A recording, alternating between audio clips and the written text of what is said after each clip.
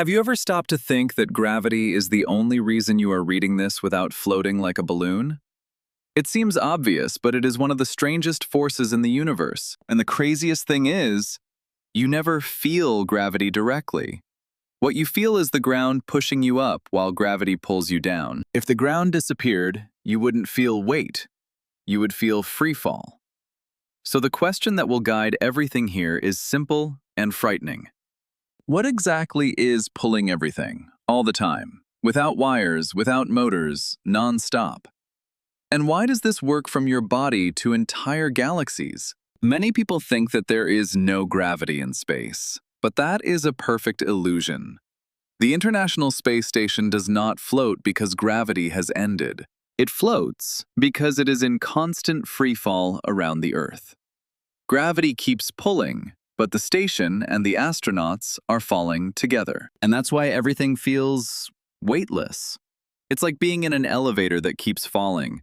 You and the elevator accelerate together, and the weight disappears. This changes everything, because it means that gravity is not something that turns on and off. It is a field, a fundamental rule of the universe. And if it is everywhere, then the question becomes, why does it have different intensities and create such different behaviors in planets, stars, and galaxies? For centuries, the simplest idea was Newton's. Gravity is a force of attraction between masses. The more mass, the greater the attraction. The closer, the stronger. But Einstein came up with an even deeper twist. Gravity is not just a force, it is the curvature of space and time. Mass dents space-time, and the objects follow the natural paths in this curvature, like marbles rolling on a sunken canvas. This explains why light is also bent. She has no mass, but she moves through space, and space is curved. So when you fall, you are not being pulled by an invisible hook. You are following the most natural path in a universe distorted by the mass of the Earth. Now comes the practical part. Why do we always fall? Because the Earth has a giant mass, and this mass creates a constant acceleration near the surface. This acceleration is the famous g, about 9.8 meters per second squared. This means that for every second of free fall, your speed increases by almost 10 meters per second. But be careful. Gravity does not pull you at a fixed speed. It accelerates you. And that's why falling is not just going down. It's gaining speed all the time. And if nothing stopped you, you would pass through the ground and keep falling toward the center of the Earth, swinging like a giant pendulum. The reason you stop is simple. The ground applies a reaction force, pushing you back. It is this continuous push that you call weight. And why do light and heavy things fall together when there is no air? This is a clue that gravity does not choose objects based on their weight. In a vacuum, a feather and a ball fall with the same acceleration. What changes in the real world is the air, which slows down the object with a larger area and lower density more. This seems simple, but it was one of the clues that led Einstein to think differently. If everything falls the same, then gravity is not a common force like pushing a cart. It is a property of movement in space-time. And this connects your falling body, a satellite orbiting, and even stars spinning in a galaxy. The same principle, absurdly different scales. Orbit is a fall that never ends. A satellite is not balanced in the air. It is falling towards the Earth all the time. But it is also moving forward so fast that, as it falls, the curved surface of the Earth escapes downward. Result? It never reaches the ground. This solves a classic mystery. What keeps the moon in the sky? Gravity tries to pull the moon, but the moon has enough lateral speed to keep falling around. So it's not magic, it's geometry and speed. And here a direct consequence appears. If you increase the lateral speed, you enter orbit. If you decrease it, you fall. The entire universe is a game of speed versus curvature. Now, the point that many people ask, if the Earth is spinning, why doesn't the water fall into space? It seems like everything should fly off like mud on a spinning tire. But there are two strong reasons. First, gravity pulls water towards the center of the Earth with enormous force. Second, the rotation of the Earth creates a tendency to move away that is much smaller than gravity. In Ecuador, this trend slightly reduces weight, but it doesn't even come close to overcoming gravity. Moreover, the atmosphere and the oceans rotate along with the Earth because they are stuck by friction and gravity itself. So it's not like a toy spinning in the air. It's an entire system in rotation, with everything sharing the same speed. The water is not trying to escape every second. It is in dynamic equilibrium within the gravitational field. Let's put simple numbers. Gravity at the surface pulls you with an acceleration of almost 9.8. The maximum centrifugal acceleration at the equator is around 0.03. That's hundreds of times smaller. It's like trying to push a truck with a finger while a locomotive pulls from the other side. That's why the water stays. That's why you stay.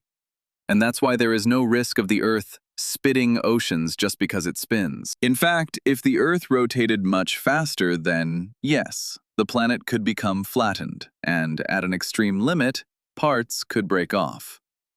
But today we are very far from that. So when someone says the Earth spins and we don't feel it, the response is, you do feel it.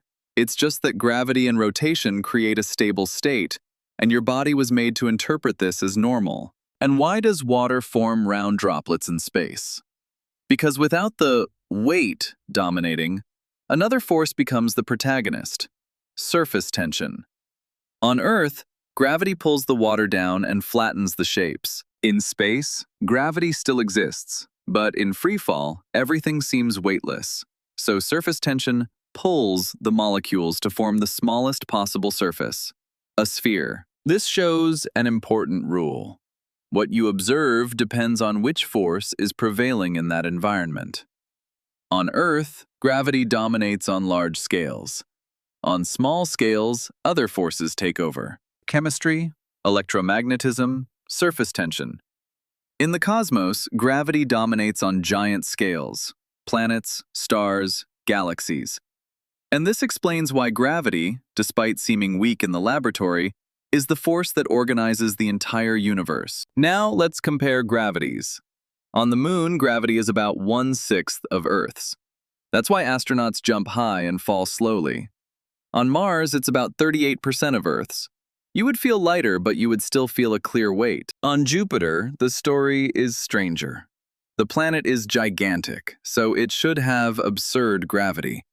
But Jupiter is much less dense than a rocky planet, and besides that, it spins fast and is flattened. Result: in the layer where we measure, gravity is just a little greater than that of Earth. This shows the central truth.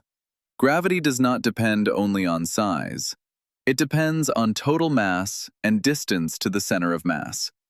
And on gas planets, where is the surface becomes a complicated question. The reason for different gravities is straightforward: mass and radius. If you increase the mass, gravity increases.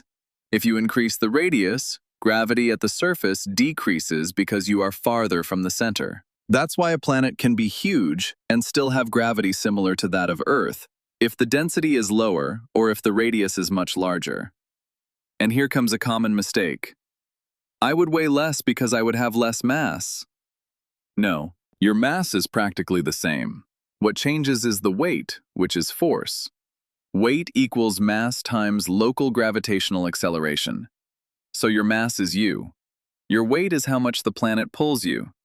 And this alters everything: jumping, running, blood circulation, even as your spine compresses.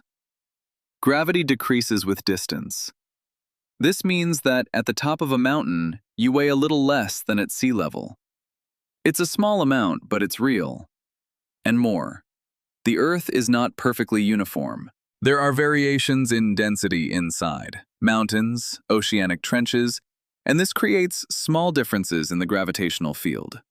Satellites can map these differences as if they are sensing where the planet is denser. This is like taking a gravitational X-ray of the Earth. So gravity is not just an abstract idea, it is a scientific tool. It reveals melting ice, changes in mass in oceans, giant displacements of water. The planet is changing, and gravity exposes it. And the tides? They are the most beautiful example of gravity in difference. The moon pulls the Earth, but it pulls more strongly on the closer side and more weakly on the farther side. This difference stretches the oceans into two bellies of water, one facing the moon and the other on the opposite side. As the Earth rotates, continents pass through these regions, and we see high and low tides. The sun also contributes, and when the sun and moon align, the tides become larger. This proves that gravity is not just vertical fall. It is a geometry of distributed forces that stretch, compress, and reorganize enormous masses. And if the moon can move entire oceans, imagine what gravity does when you scale up to stars and black holes. In the solar system, everything revolves around the sun because of its gravity. The sun holds 99.8% of the mass of the system. This means it dominates the surrounding space like a king. The planets are like specks of dust compared to this mass. And yet, the planets also pull on the sun a little. In fact, the sun and planets orbit a common center of mass, called the barycenter. Sometimes this point is even outside the sun, due to Jupiter and Saturn. This is brilliant because it shows that gravity is not one pulls and the other obeys. It is always a duet dance, just with very unequal partners. And this dance leaves clues that we use to discover exoplanets. When a star wobbles, something invisible is pulling. When astronomers say they have found a planet around another star, they often haven't seen the planet. They have seen the gravitational effect. The star seems to tremble or vary its light because a planet causes it to wobble. It's like noticing an elephant in the dark by the way the ground vibrates. Gravity becomes a signature. And the most amazing part? This works because the same law applies here and hundreds of light years away. Gravity is not local, it is universal. And this raises a curiosity. If gravity governs the solar system, what governs the entire galaxy? What keeps hundreds of billions of stars spinning together without dispersing? In our galaxy, stars orbit the center like planets orbit the sun, but on an absurd scale. However, there is a problem. When we measure the speed of stars at the edge of the galaxy, they spin too fast. Fast enough to escape if gravity came only from the matter we see. Still, the galaxy does not fall apart. This is one of the biggest clues to dark matter. Something invisible adds gravitational mass. It is not dust. It is not ordinary gas. It is not enough burnt-out stars. It is a mysterious component that reveals itself only through gravity. So gravity becomes the detective of the invisible. It not only maintains structures, but also accuses the existence of things that emit no light at all. Think of dark matter as a huge halo surrounding the galaxy. The stars are trapped inside this halo, like fish in a whirlpool. You don't see the whirlpool directly, but you see the path of the fish. And there's more. When galaxies collide, the visible matter hits, heats up, and slows down. Dark matter, on the other hand, seems to pass through almost without interacting, because it hardly collides with ordinary matter. This has been observed in collision systems where the measured gravitational mass does not coincide with the bright gas. Again, gravity is the only lantern in this darkness. So when you ask, what is gravity? The answer is not just what makes you fall. It is the tool that reveals the secret architecture of the cosmos. And at the extreme? Black holes. Their gravity is so intense that space-time becomes a funnel with no exit. It's not that there is an infinite force pulling. It's that the possible paths in space-time point inward. Even light follows these paths and cannot escape after crossing a boundary, the event horizon. And even so, outside of this boundary, the gravity of the black hole obeys the same rules. It can have the mass of the sun and be small, or millions of suns and be gigantic. What changes is the density and the radius of the horizon. And this connects to an important point. Gravity depends on mass and distance, but the strangest effects appear when mass is concentrated in very small volumes. Now back to the ground. Why do you stay on the ground and not pass through everything? Because matter is mostly empty space, but the electromagnetic forces between atoms create a rigid barrier. When you step, the atoms in the ground and in your foot repel each other with enormous force, preventing interpenetration. Your weight is the result of this repulsion necessary to balance gravity. This is counterintuitive. Your body is always being pushed by the ground. If you are standing still, there is an invisible war happening. Gravity trying to accelerate you downwards, and the ground preventing it. That's why standing still is also a kind of acceleration. And that's why Einstein said that being stationary on the ground is, in a certain sense, different from being floating in freefall. A brilliant way to understand gravity is the elevator. If the elevator goes up accelerating, you feel heavier. If it goes down accelerating, you feel lighter. And if it falls freely, you feel weightless. This proves that weight is not just gravity, it is the interaction with the support. This also explains why in a spaceship accelerating in space, you can simulate gravity. The ship pushes you toward its floor. This is the principle of artificial gravity. So gravity and acceleration are deeply connected. And this is not philosophy, it is applied physics. Satellites, rockets, future spacecraft, and even the way we measure time with atomic clocks depend on this, because gravity also affects time. Yes, gravity affects time. Near a mass, time passes a little slower. This has been measured with extremely precise clocks at different heights. And this is not a detail. GPS needs to correct for relativity because satellites are higher up, where gravity is weaker, and they also move quickly. Without corrections, the positioning error would grow rapidly. So, when your phone tells you where you are, it is using gravity as part of the calculation. This makes gravity even more frightening. It not only governs objects, it also alters the very rhythm of the universe. And now the final question of part 2. If gravity organizes everything, how exactly does it define who's in charge at each scale, from a puddle of water to a cluster of galaxies? Follow us. Let's tackle the most common confusion. If the Earth is spinning, why am I not thrown off? Because you have been spinning along with the Earth since you were born. You, the water, the air, the buildings, everything shares almost the same angular velocity. There is no Earth spinning underneath while you are stationary. It is a coupled system. The feeling of being thrown off occurs when you change speed quickly, like in a car making a sharp turn. You want to go straight, but the car forces you to turn.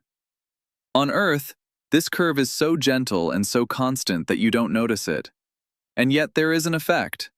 At the equator, you weigh a little less than at the poles, because the rotation helps to reduce the apparent weight. However, it is a small adjustment. Gravity continues to win easily. And why doesn't the atmosphere lag behind? Because the air is also gravitationally bound, and also experiences friction and momentum exchange with the surface. Winds exist, of course, but they are not the air staying still while the Earth rotates. They are local differences in heating, pressure, and rotation. The entire atmosphere participates in the movement of the planet. If gravity were much weaker, the Earth would struggle to hold on to light gases like hydrogen and helium, and the atmosphere could escape over time. That's what happens on small worlds. The Moon has almost no atmosphere because it has low gravity and cannot retain gases for long. So, gravity doesn't just hold you. It holds the air you breathe and determines whether a planet can have weather, clouds, and oceans. Let's go back to water. Why don't oceans spill into space on a spinning planet? Because the surface of the ocean is defined by something called effective potential, gravity pulling inward and centrifugal tendency pushing outward. Water adjusts until it reaches a surface where these two forces balance. That's why the Earth is slightly flattened. The water and the crust accommodate each other. In other words, water isn't holding on by chance. It's in physical equilibrium. And here's a mental trick. If you spin a bucket of water fast enough, the water can stick to the bottom due to centrifugal force, even upside down. But that only works because you are imposing a very strong local rotation. On Earth, the bucket is gigantic, and the rotation is relatively slow compared to gravity. So gravity is the master of the game. Now imagine a planet that spins much faster than Earth. The tendency for the equator to bulge increases, the planet flattens more, and the effective gravity at the equator can drop significantly. In an extreme limit, the planet could start losing material at the equator, forming rings. This is not fantasy. Very fast stars can become so flattened that gravity at the equator becomes weaker, and the star ejects gas. Thus, the balance between gravity and rotation defines the shape of celestial bodies. And this answers the question, why do we always fall down? Because down is the direction of least potential, usually pointing towards the center of mass. Even on a spinning planet, this direction remains essentially towards the center, with slight corrections. You fall where space-time points. Notice how down changes with the place. In Brazil, down points to the center of the Earth beneath your feet. In Japan, it does too. This doesn't mean that one is truly upside down, because up and down are not absolute in space. They are local directions defined by gravity. In deep space, far from large masses, down loses its meaning. You can rotate, and there is no strong gravitational reference to define orientation. So our intuition of up and down is a terrestrial habit. That's why astronauts can be upside down, and it makes no difference. Without a strong gravitational field and ground pushing, orientation becomes a choice. Gravity is what creates the concept of ground. When you throw a ball, it makes a parabola because you mix two things: forward velocity and downward acceleration. If there were no gravity, it would follow a straight line. If there were gravity and you didn't give it lateral velocity, it would fall straight down. Orbiting is just the same idea with giant lateral velocity. So falling is not natural movement. It is movement under constant acceleration, and the shape of the trajectory reveals the force behind it. This is how scientists measure gravity on other worlds. They observe how objects and spacecraft deviate from their trajectory. Gravity leaves curves in everything. Curves in orbits, curves in rivers, curves in atmospheres, and even curves in light. And this connects to an important point. Gravity is weak per particle, but sums with scale. And then it becomes inevitable. Why is a planet's gravity what it is? Because the planet is the result of a formation history. Rocky planets accumulate metals and silicates, becoming dense. Gas giants accumulate hydrogen and helium, becoming large but less dense. The final gravity is the sum of the total mass and radius. Earth is dense and medium-sized, so it has strong enough gravity to hold oceans and atmosphere for billions of years. Mars is smaller and less massive, so it lost part of its magnetic field and some of its atmosphere over time, becoming drier and colder. The Moon is too small to hold gases. Jupiter, on the other hand, is so massive that it dominates a gigantic region, influencing asteroids and capturing objects. So gravity also defines who rules in the cosmic neighborhood. Jupiter is the perfect example of gravity as the shepherd of the solar system. It can deflect comets, capture asteroids as temporary moons, and create resonances that clear entire regions of the asteroid belt. This is not a detail. Jupiter's gravity can both protect Earth from impacts and, in certain configurations, throw objects in our direction. The solar system is a board where large masses move small pieces. And when you think of greater and lesser gravity, remember this. It's not just about how much you weigh.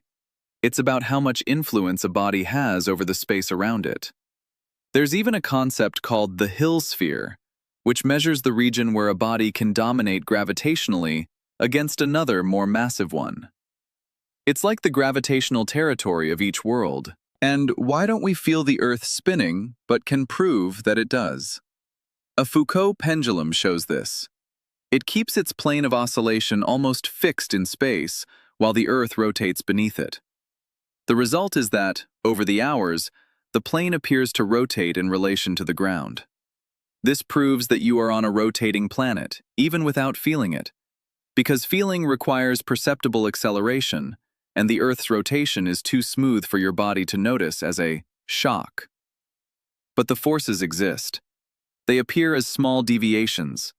The Coriolis effect, which causes winds and ocean currents to curve their paths, creating patterns like swirling hurricanes. So the rotation is there, but gravity and inertia mask the sensation in everyday life. The Coriolis effect is almost like a signature of rotation. In the southern and northern hemispheres, the deviations have opposite directions. This happens because you are on a rotating platform. And yet, what keeps everything in place is gravity, which defines atmospheric pressure and holds the column of air. Without gravity, there is no atmosphere as we know it. There is no rain falling, no clouds accumulating, no oceans forming waves. So when you ask, why doesn't the water fall? The complete answer is, the water does fall all the time. It just falls toward the center of the planet, and the entire planet provides the geometry of that fall. What you imagined as falling into space would require overcoming gravity, and the current rotation doesn't even come close to that. For something to fall into space, it needs to gain enough energy to escape the gravitational field. That is escape velocity. On Earth, it is about 11.2 kilometers per second. Compare that to the rotational speed at the equator, about 0.46 kilometers per second. It's a brutal difference. That's why, even though rotation helps a bit with launches, it doesn't throw anything out by itself. And on smaller planets, escape velocity is lower, so it's easier to lose atmosphere and easier to launch things.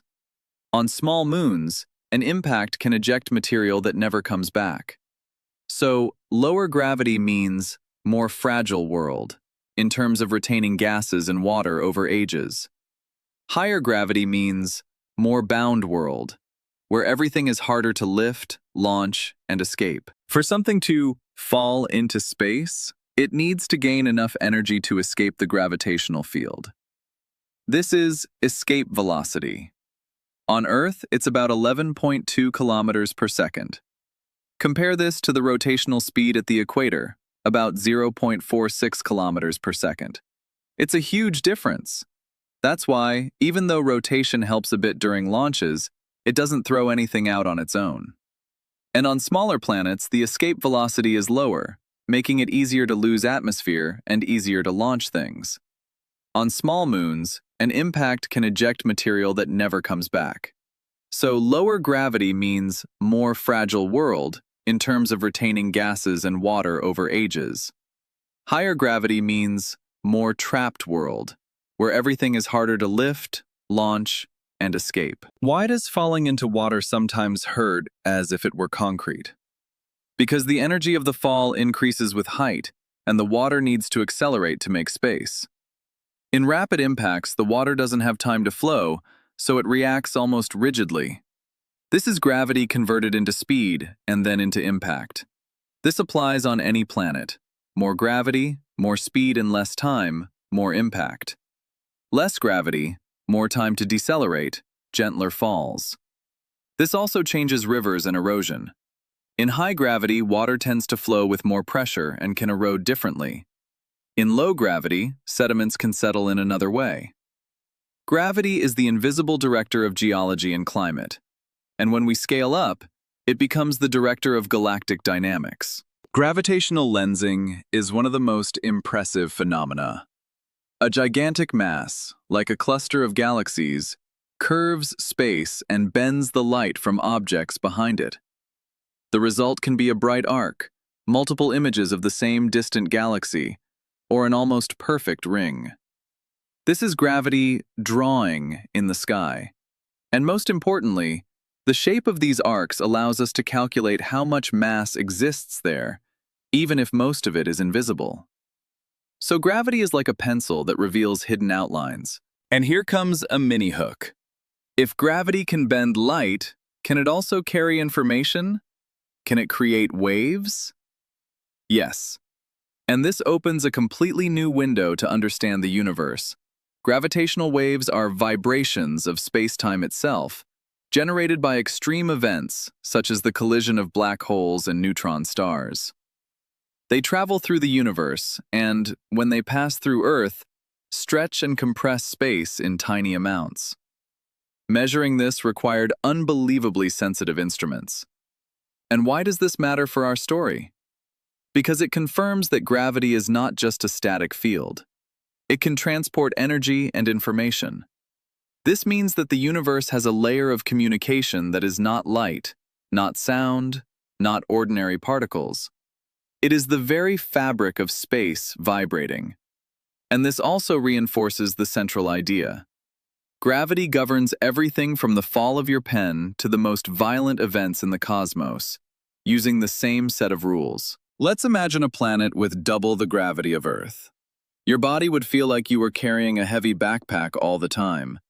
Muscles and bones would need to be stronger for the same mobility. Native creatures, if they exist, would tend to be shorter and sturdier to bear the weight. On a planet with half the gravity, structures could be taller and leaner because their own weight would be less. This is a physical reasoning, not a biological certainty, but it shows how gravity shapes possibilities. And now a detail that closes the loop. Gravity and body size are related.